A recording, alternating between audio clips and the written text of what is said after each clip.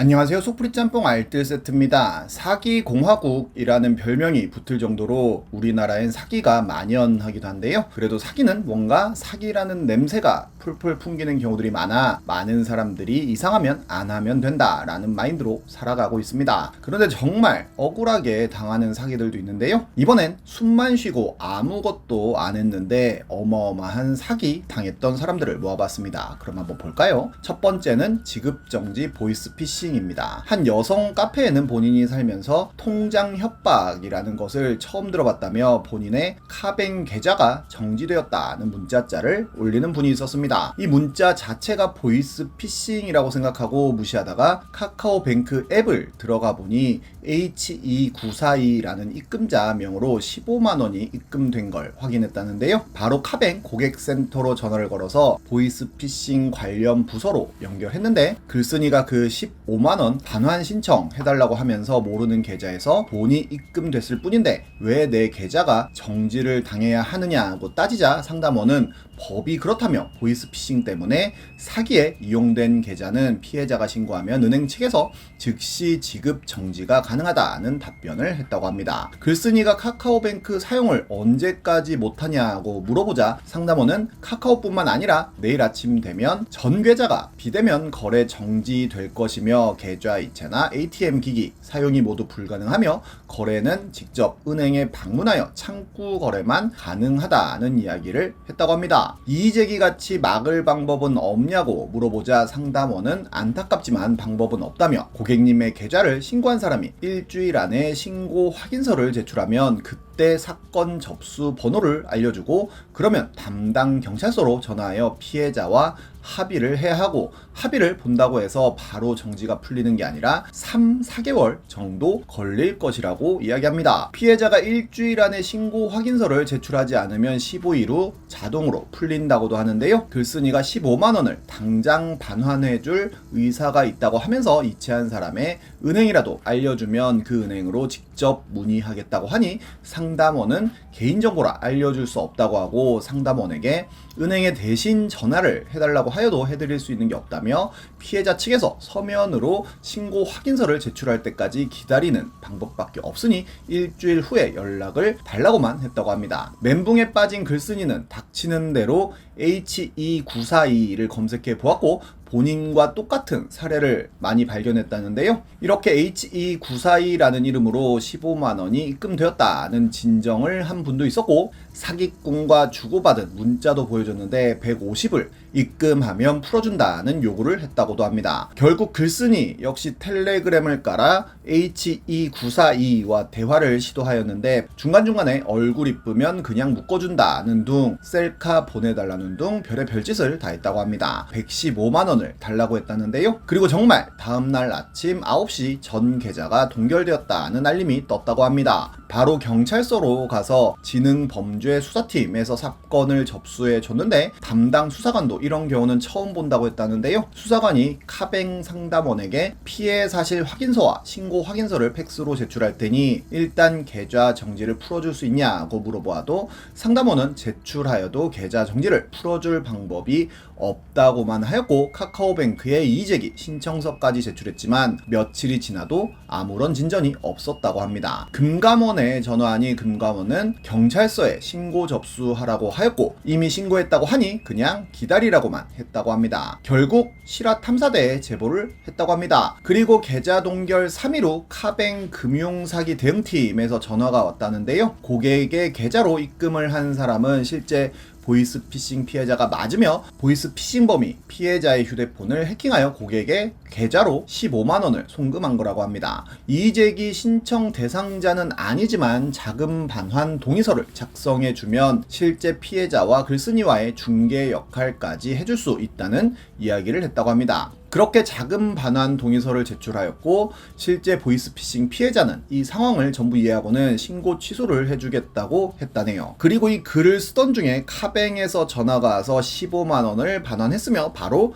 계좌 정지는 해제가 되었다고 합니다. 이 사건은 결국 실화 탐사대에도 나오게 되었는데 실제로 사기꾼들은 꼭 이렇게 본인의 텔레그램 아이디를 적어서 보낸다고 하며 보이스 피싱범과 통장 협박범들이 협력하여 이런 범죄를 저지른다고 하네요. 다음은 앉아서 집이 날아갔다는 사람입니다. 보배드림의 작년 11월에 올라온 글인데요. 2017년 화곡동에 있는 빌라를 구입했는데 등기부 등본상 아무 이상도 없어 신한은행을 통해 대출을 받아서 부동산을 통해 샀다고 합니다. 그리고 신한은행 대출은 다 갚았다고도 하는데요. 그런데 2020년 갑자기 소송장이 한 장 날아왔는데 전 주인이 은행으로부터 대출을 받았고 대출을 갚지 않은 상태에서 인감을 위조해 대출을 다 갚은 것처럼 등기소에 제출했었다며 전 주인이 빌린 돈을 은행에 갚고 그에 대한 손해는 전 주인에게 청구하라는 내용이었다고 합니다. 심지어 전 주인이 대출받은 은행 역시 신한은행이었다고 합니다. 하나의 집으로 중복으로 대출을 해놓고 나몰라라 했던 건데요. 재판까지 갔는데 2심까지 갔지만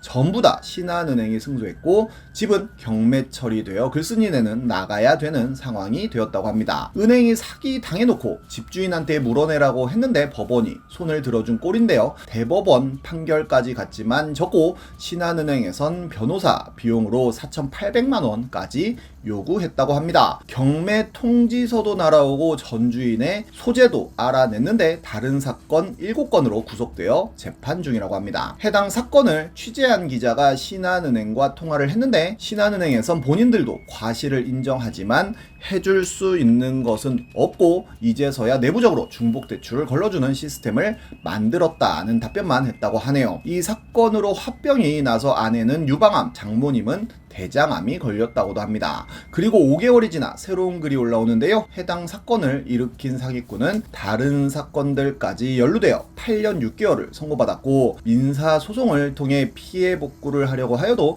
2030년까지 기다려야 되는 상황이라고 합니다. 금감원에도 신고했지만 별다른 소득은 없었고 등기소 역시 손해배상 청구는 어렵다고 합니다. 이럴 거면 공인중개사라는 직업은 왜 있으며 은행을 믿고 돈을 어떻게 빌리며 등기부 등본이라는 건 왜 존재하는지 모르겠네요. 다음은 농협 1억 2천 사건입니다. 2014년 1월엔 농협 카드의 개인정보가 유출되어 농협에서 사과를 한 적이 있었습니다. 그리고 2014년 말에 50세 주부의 농협 통장에서 299만원씩 40여 차례 총 1억 2천만 원이 넘게 빠져나가는 일이 생깁니다. 집을 새로 사며 줄 돈이었다고 하는데요. 심지어 마이너스 통장 한도인 500만 원까지 탈탈 털어서 빼갔다고 합니다. 이 돈은 11개 은행에 15개 통장에 이체된 후 곧 인출되었다고 하는데 이렇게 큰 돈이 빠져나가는 동안 은행에선 문자나 전화 한 통 없었다고 합니다. 이 주부는 금융기관이나 공공기관을 사칭한 전화나 문자도 받은 적 없고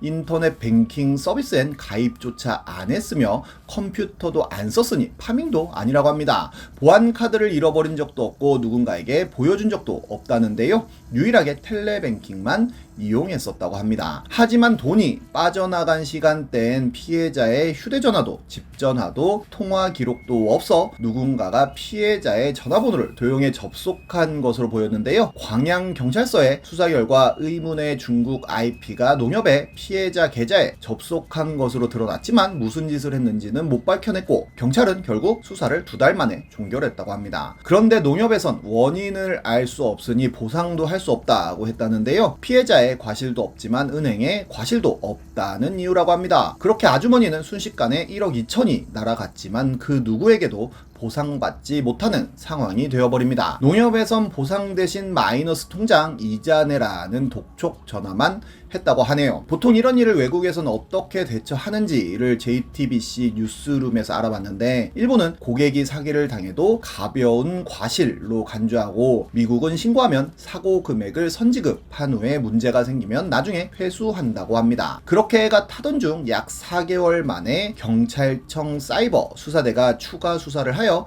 범인을 검거했다는 소식이 나오는데요. 중국발 인터넷 전화를 이용해 피해자의 휴대전화 번호로 발신 번호를 변조한 후 텔레뱅킹에 부정 접속해 돈을 빼냈다고 합니다. 그렇게 전국에 흩어져 있는 인출책 범인들을 한 번에 검거했는데 주범은 중국에 있어 체포를 하지 못했다고 하네요. 범인이 잡히자 바로 농협은 피해자에게 1억 2천을 전액 보상하기로 발표합니다. 정말 조심한다고 해도 이렇게 되면 눈 뜨고 당할 수밖에 없는 것 같은데요. 나중에 피해 보상을 받는다고 한들 보상까지의 마음고생은 누가 보상해 줄지 궁금합니다. 지금까지 소프리 짬뽕 알뜰 세트였습니다.